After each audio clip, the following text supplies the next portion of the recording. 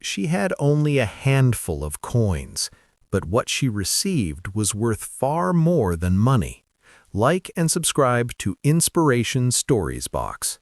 The small pizza shop buzzed with noise, ringing phones, clinking plates, laughter echoing from families who didn't have to count every bite. At the end of the counter stood Maria. She held her son's hand tightly while opening her worn purse. Inside were loose coins, nickels, dimes, a few crumpled bills. Her fingers trembled as she placed them on the counter one by one. The cashier watched quietly. "How much for one small cheese pizza?" Maria asked, her voice barely steady. $8.99, the cashier replied. Maria swallowed. She counted again and again. $7.42. Her son tugged at her sleeve. "Mommy, it's okay. I'm not that hungry." Maria smiled, but it broke her heart. "I just need one more minute," she whispered, pushing the coins back together.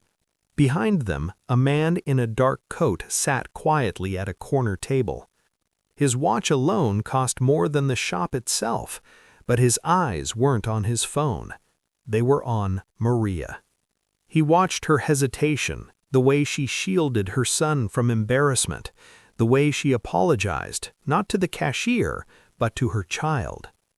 "I'm sorry, we'll just get water." She began scooping the coins back into her purse.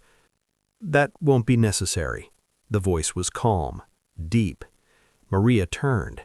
The man stood up and walked toward the counter.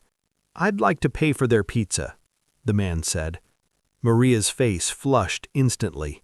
"No, please, you don't have to." "I know," the man replied gently, "but I want to." He placed his card on the counter. "Add drinks and dessert."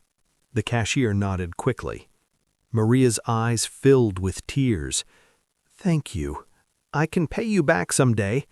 The man shook his head. "You already have." Maria looked confused. "With your strength," he said softly. Her son smiled for the first time that evening. As they sat down, Maria whispered, "Say thank you." "Thank you, mister," the boy said. The man smiled back, but his eyes were distant, heavy with memories. He returned to his table staring at nothing, because years ago, he had been that hungry child.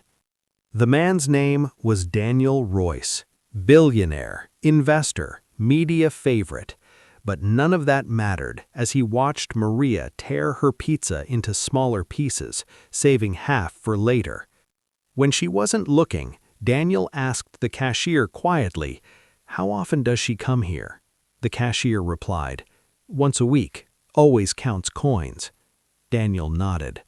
After they finished eating, Maria gathered her son's jacket. Daniel stood again. "Excuse me, may I sit?" Maria hesitated, then nodded. "I don't want to embarrass you," Daniel said carefully, "but I want to help." Maria stiffened. "I'm not begging."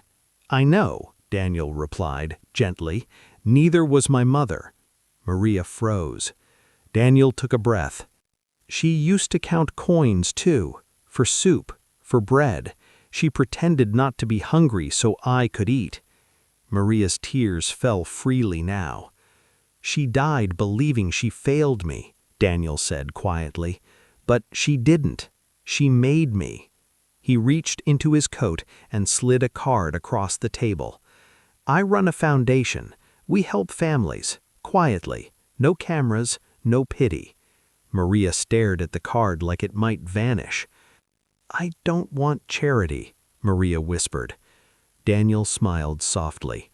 "Neither did my mother, but sometimes help isn't charity, it's a bridge." Maria closed her eyes. For the first time in years, she allowed herself to breathe. Weeks later, Maria started a new job, stable hours. Her son enrolled in an after-school program. Rent assistants arrived anonymously, and every Friday they still went for pizza. This time, Maria paid. She left extra coins on the counter. "For someone else," she said.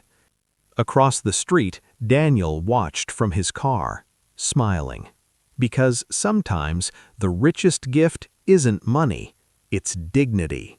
Heart, if this story touched your heart, like and subscribe to Inspiration Stories Box.